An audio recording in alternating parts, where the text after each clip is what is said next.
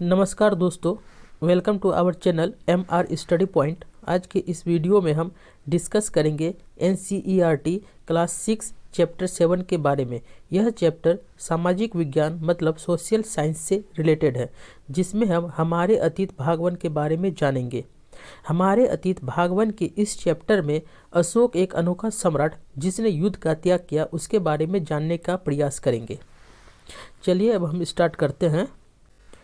अध्याय 7, अशोक एक अनोखा सम्राट जिसने युद्ध का त्याग किया। रोशन के रुपए। जन्मदिन पर रोशन को दादाजी से करक नोट मिले। उसने उन्हें अपने हाथ में दबा रखा था।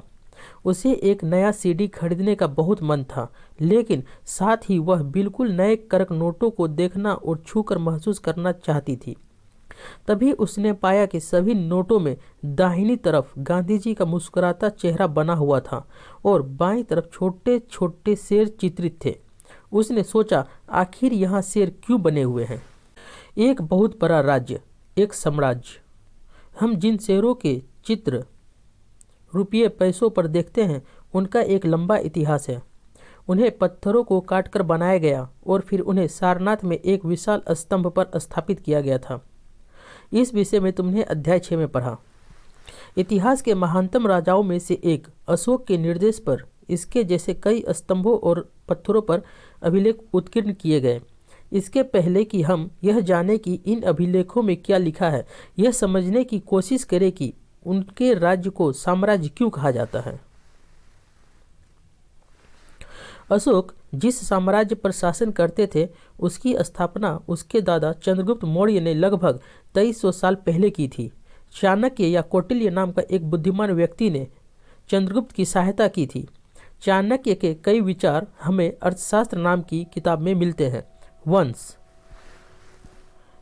जब एक ही परिवार के कई सदस्य एक के बाद एक राजा बनते हैं तो उन्हें एक ही वंश का कहा जाता है। मौर्य वंश में 3 महत्वपूर्ण राजा हुए, चंद्रगुप्त, उसका बेटा बिंदुसार और बिंदुसार का पुत्र अशोक।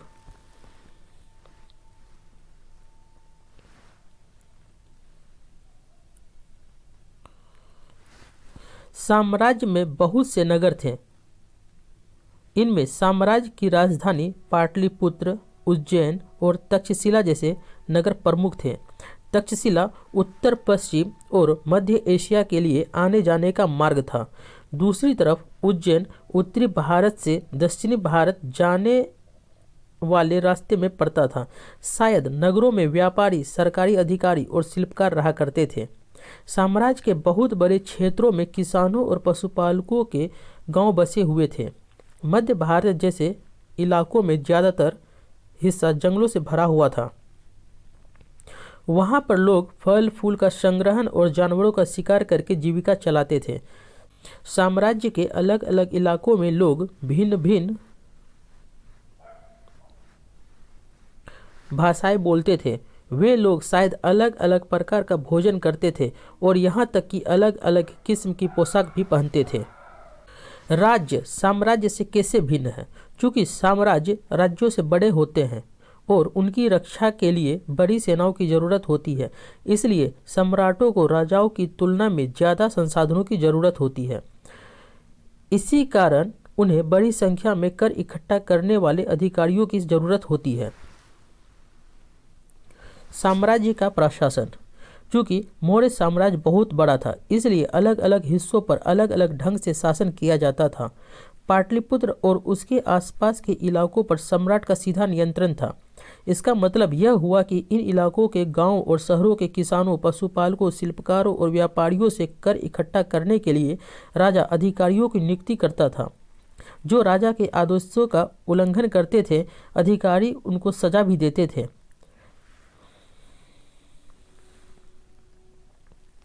इनमें से कई अधिकारियों को वेतन भी दिया जाता था। संदेशवाहक एक जगह से दूसरी जगह घूमते रहते थे और राजा के जासूस अधिकारियों के कार्यकलाप पर नजर रखते थे।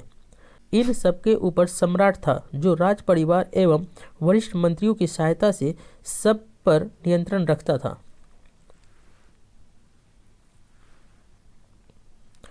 मौर्य साम्राज्य के भीतर कई छोटे क्षेत्र या प्रांत थे। इन पर तक्षशिला या उज्जैन जैसी प्रांतीय राजधानियों से शासन किया जाता था। कुछ हद तक पाटलिपुत्र से इन क्षेत्रों पर नियंत्रण किया रखा जाता था और अक्सर राजकुमारों को वहां का राज्यपाल या फिर गवर्नर बनाकर भेज दिया जाता था। लेकिन ऐसा लगता है कि इन जगहों पर स्थानीय परंपराओं और नियमों को ही माना जाता था। प्रादेशिक केंद्रों के बीच विस्तृत क्षेत्र थे। इसके इलाकों में मौर्य शासक सिर्फ मार्गों और नदियों पर नियंत्रण रखने की कोशिश करते थे, जो कि आवागमन के लिए महत्वपूर्ण थे। यहाँ से उन्हें जो भी संसाधन कर और भेंट के रूप में मिलते थे उसे इकट्ठा किया जाता था। उदाहरण के लिए अर्थशास्त्र में यह लिखा है कि उत्तर पश्चिम कंबल के लिए और दक्षिण भारत सोने और कीमती पत्थरों के लिए प्रसिद्ध था। संभव है कि संसाधन नजरानों के रूप में इकट्ठे किए जाते थे। नजराना, जहां कर नियमित ढंग से इकट्ठे किए जाते थे, वही नजराना और नियमित रूप से जब भी संभव हो इकट्ठा किया जाता था। ऐसे नजराने विविध पदार्थों के रूप में प्रायः ऐसे लोगों से लिए जाते थे जो स्वेच्छा से इसे देते थे। राजधानी में सम्राट मेगास्थनीज चंद्रगुप्त के दरबार में पश्चिम एशिया के यूनानी राजा सेल्यूकस निकेटर का राजदूत था। मेगास्थनीज ने जो कुछ देखा उसका विवरण दिया। यहाँ हम उसके विवरण का एक अंश दे रहे हैं।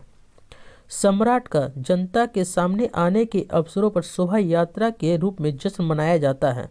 उन्हें एक सोने की पालकी में ले जाया जाता है। उनके अंगरक्षक सोने और चांदी से अलंकृत हाथियों पर सवार रहते हैं। कुछ अंगरक्षक पैरों को लेकर चलते हैं। इन पैरों पर प्रशिक्षित तोतों का एक झुंड रहता है जो सम्राट के सिर के चारों तरफ चक्कर लगाता रहता है। राजा सामान्यतः हथियारबंद महिलाओं से घिरे होते हैं। वे हमेशा इस बात से डरे रहते हैं कि कहीं कोई उनकी हत्या करने की कोशिश ना करे। उनके खाना खाने के पहले घास नोकर उस खाने को चखते हैं। वे लगातार 2 रात एक ही कमरे में नहीं सोते थे। और पाटलिपुत्र आधुनिक पटना के बारे में, यह एक विशाल और खूबसूरत नगर है। यह एक विशाल प्राचीर से घिरा है जिसमें 570 बुर्ज और 64 द्वार है। 2 और 3 मंजिल वाले घर लकड़ी और कच्ची ईंटों से बने हैं। राजा का महल भी काठ से बना है जिसे पत्थर की नक्काशी से अलंकृत किया गया है। यह चारों तरफ से उद्यानों और चिड़ियों के लिए बने बसेरों से घिरा है।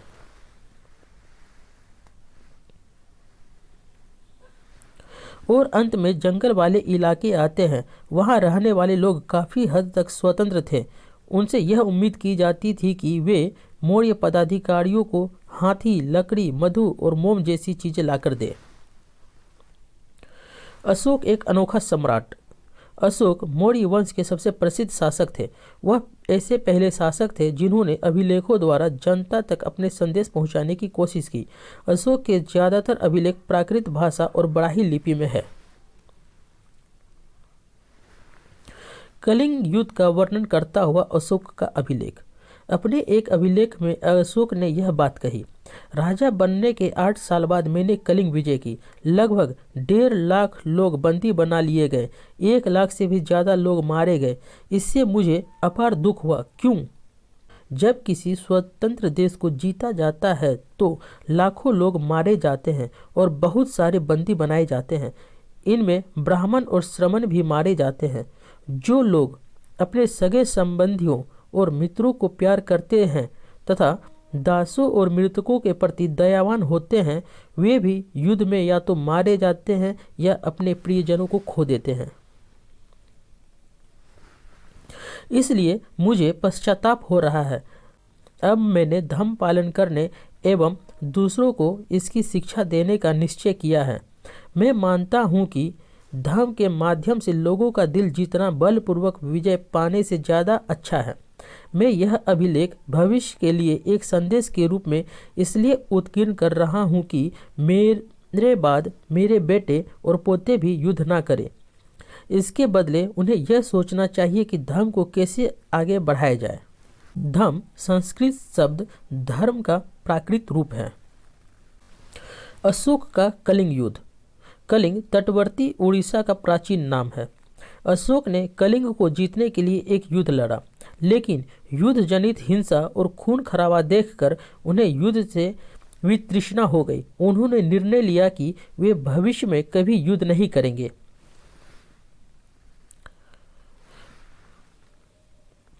अशोक का धर्म क्या था? अशोक के धर्म में किसी देवता की पूजा अथवा किसी कर्मकांड की आवश्यकता नहीं थी।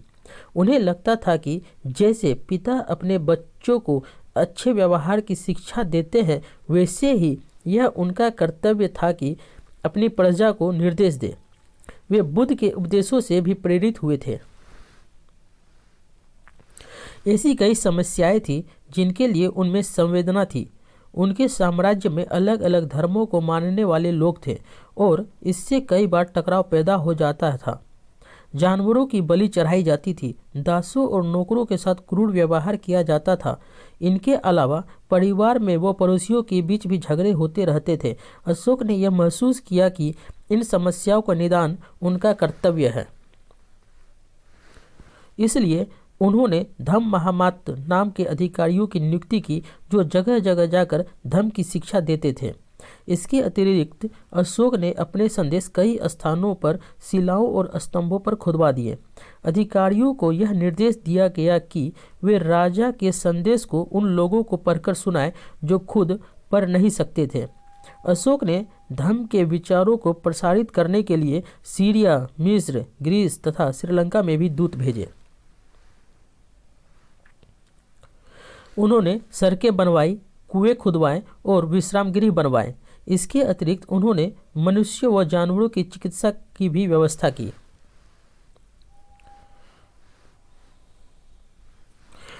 उत्कृष्ट पॉलिश वाले पत्थर की इस मूर्ति को देखो।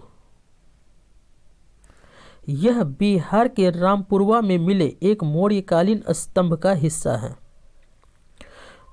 अभी इसे राष्ट्रपति भवन में रखा गया है। यह उस समय की मूर्तिकला का एक नमूना है। अपनी प्रजा के लिए अशोक के संदेश। लोग विभिन्न अवसरों पर अनुष्ठान करते हैं। उदाहरण के लिए, जब वे बीमार होते हैं, जब उनके बच्चों का विवाह होता है, बच्चों के जन्म पर और जब यात्रा शुरू करते हैं, तब वे तरह तरह के अनुष्ठान करते हैं। ये कर्मकांड किसी काम के नहीं। इसके बदले यदि लोग दूसरी रीतियों को माने तो वह ज़्यादा फलदायी होगी। ये अन्य प्रकार की रीतियाँ क्या हैं? ये है अपने दासों और नौकरों के साथ अच्छा व्यवहार करना, बड़ों का आदर करना, सभी जीवों पर दया करना और ब्राह्मणों तथा श्रमणों को दान देना। अपने धर्म की प्रशंसा या दूसरों के धर्म की निंदा करना, दोनों ही बातें गलत है। हर किसी को अपने धर्म का आदर करना चाहिए। यदि कोई अपने धर्म की बड़ाई तथा दूसरे धर्म की बुराई करता है तो वह वास्तव में अपने धर्म को ज़्यादा नुकसान पहुंचा रहा है। इसलिए हर किसी को दूसरे के धर्म के प्रमुख विश्वासों को समझने की कोशिश करते हुए उसका आदर करना चाहिए। भारत के प्रथम प्रधानमंत्री पंडित जवाहरलाल नेहरू ने लिखा है, उनके धर्मादेश आज भी हमसे एक ऐसी भाषा में बात करते हैं जिन्हें हम समझ सकते हैं और जिनसे हम बहुत कुछ सीख सकते हैं।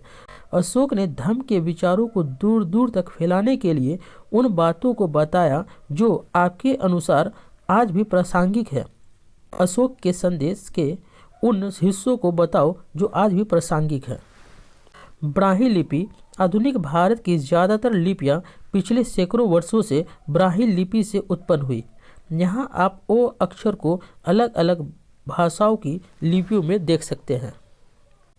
आरंभिक ब्राह्मी, देवनागरी हिंदी, बांग्ला, मलयालम, तमिल। अन्यत्र मौर्य साम्राज्य के उभरने से थोड़ा पहले, लगभग 2400 वर्ष पहले, चीन में सम्राटों ने चीन का दीवार का निर्माण शुरू किया। इसे बनाने का उद्देश्य उत्तरी सीमा का पशुपालक लोगों से रक्षा करना था। अगले 200 वर्षों तक इस दीवार का निर्माण कार्य चलता रहा क्योंकि साम्राज्य की सीमाएं बदलती रही। यह दीवार लगभग 6400 किलोमीटर लंबी है तथा पत्थर और ईंट से बनी है। इसकी ऊपरी सतह सड़क जैसी चौड़ी है। इस दीवार को बनाने के लिए हजारों लोगों को काम करना पड़ा। हर 100 से 200 मीटर की दूरी पर इस पर निगरानी रखने के लिए बुर्ज बने हुए हैं। पड़ोसी देशों के प्रति अशोक का रवैया चीनी सम्राटों के रवैये से कैसे भिन्न था? कुछ महत्वपूर्ण तिथियां। मौर्य साम्राज्य की शुरुआत 2300 साल पहले। चीनी, भारतीय, ईरानी, अरबी, यूनानी तथा रोमन व्यापारियों से इस आदान प्रदान में भाग लिया। दक्षिण भारत के पत्तन काली मिर्च तथा अन्य मसालों के निर्यात की दृष्टि से महत्वपूर्ण थे। पोर्डुगा दक्षिण भारत में अरिकामेडुम का यह रोमन नाम था। आगे की बात। लगभग 2200 वर्ष पहले मौर्य साम्राज्य का पतन हो गया। इसके स्थान पर साथ ही अन्य जगहों पर भी कई नए राज्यों का उदय हुआ। पश्चिमोत्तर में तथा उत्तर भारत के कुछ भागों में करीब 100 सालों तक हिंद यवन राजाओं का शासन रहा। इसके बाद पश्चिमोत्तर, उत्तर तथा पश्चिमी भारत पर शक नामक मध्य एशियाई लोगों का शासन स्थापित हुआ। इनमें से कुछ राज्य लगभग 500 वर्षों तक टिके रहे, जब तक कि शक शासकों को गुप्त शासकों से पराजय नहीं मिल गई। शकों के बाद कुषाणों लगभग 2000 वर्ष पहले का शासन स्थापित हुआ। अध्याय 9 में तुम कुषाणों के बारे में और अधिक जानोगे। उत्तर और मध्य भारत के कुछ इलाकों में मौर्य सेनानायक पुष्यमित्र शुंग ने एक राज्य की स्थापना की। शुंगों के बाद कण्व तथा कुछ और वंशों का शासन तब तक चला जब तक लगभग 1700 वर्ष पहले गुप्त साम्राज्य की स्थापना हुई। हमने देखा कि पश्चिमी भारत के कुछ हिस्सों पर शकों का शासन था। यहाँ पश्चिमी भारत तथा मध्य भारत पर शासन कर रहे सातवाहन शासकों के साथ इनके कई युद्ध हुए। लगभग 2100 साल पहले स्थापित सातवाहन राज्य लगभग 400 सालों तक टिका रहा। लगभग 1700 वर्ष पहले मध्य तथा पश्चिमी भारत में वाकाटक वंश का शासन स्थापित हुआ। दक्षिण भारत में 2200 से 1800 साल पूर्व के बीच चोलों, चेरों तथा पांड्यों ने शासन किया। लगभग 1500 साल पहले पल्लवों और चालुक्यों के दो बड़े राज्यों की स्थापना हुई। इसके अलावा और भी कई राज्य और राजा थे। इसके बारे में हमें उनके सिक्कों, पांडुलिपियों तथा पुस्तकों से पता चलता है। इन सब के साथ साथ अनेक ऐसे परिवर्तन भी हो रहे थे जिनमें सामान्य स्त्री पुरुषों का महत्वपूर्ण योगदान था। इनमें कृषि का प्रसार, नए शहरों का विकास, उद्योग तथा व्यापार में प्रगति थी। व्यापारियों ने एक तरफ जहां उपमहाद्वीप के अंदर तथा बाहर जमीन के रास्तों की खोज की, वहीं पश्चिम एशिया, पूर्वी अफ्रीका तथा दक्षिण पूर्वी एशिया के समुद्री रास्ते भी खुले। मंदिरों, स्तूपों तथा अन्य इमारतों का निर्माण हुआ। किताबें लिखी गई, साथ ही वैज्ञानिक खोजें भी हुई। ये सारी बातें साथ साथ हो रही थी। इन पुस्तक के बाकी हिस्सों को पढ़ते हुए तुम इन बातों को ध्यान में रखना। इसी के साथ हमारा यह चैप्टर समाप्त होता है। धन्यवाद। अगर आपको स्टडी रिलेटेड यह कंटेंट पसंद आया है तो चैनल को सब्सक्राइब करें और वीडियो को लाइक और शेयर करें। धन्यवाद।